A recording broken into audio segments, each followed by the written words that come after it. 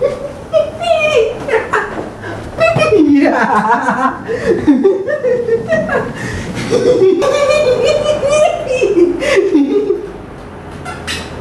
Do you see this? This is all just because Dollhouse got renewed.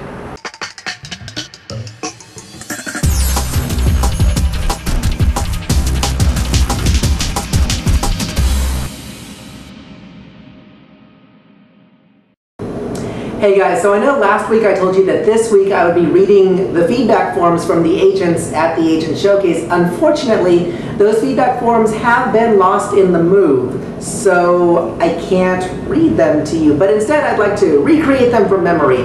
I believe they basically said, Eric is great, Eric is amazing, Eric is great at being amazing.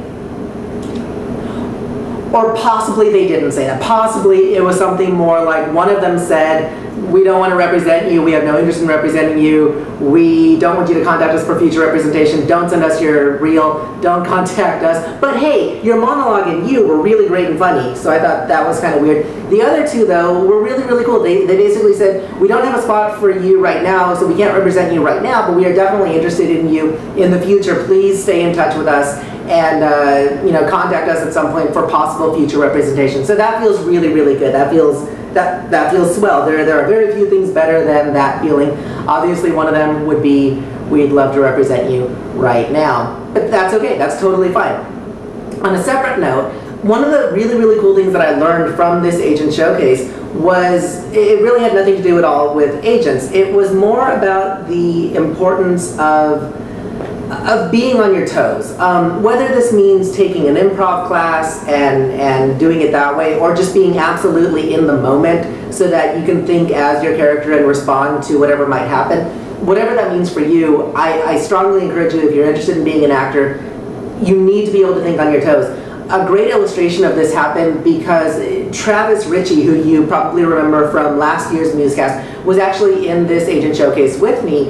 And he did this thing that I want to kind of represent to you guys through a dramatization, but it just really nailed home the idea of how you need to stay in the moment. So if you'll indulge me for just a second, I need to kind of get into my Travis character. So hold on, just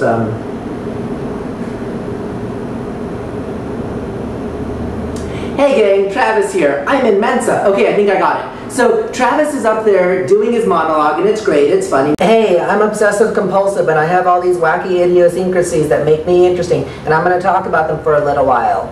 And so then right in the middle of his monologue, another student in the class who had stepped outside for a second peeked her head in the door. So my girlfriend broke up with me. I guess she just couldn't handle a lot of my wacky zaniness. But you know, I'm sad about it. I kind of wish that she would just kind of come back but I don't know if she have.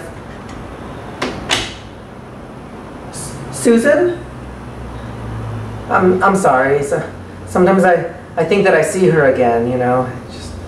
Anyway, and it was absolutely hilarious. I actually genuinely guffawed when that happened. It was just perfect and great. And you always hear, you know, stay in the moment. You always hear all these bits of advice, but I'd never actually seen it realized and illustrated so specifically before, and it was just perfect. So I wanted to share that information with you guys, and that's basically it. As always, thank you so much for watching. I really, really appreciate it, and please, please, next season, watch some Dollhouse.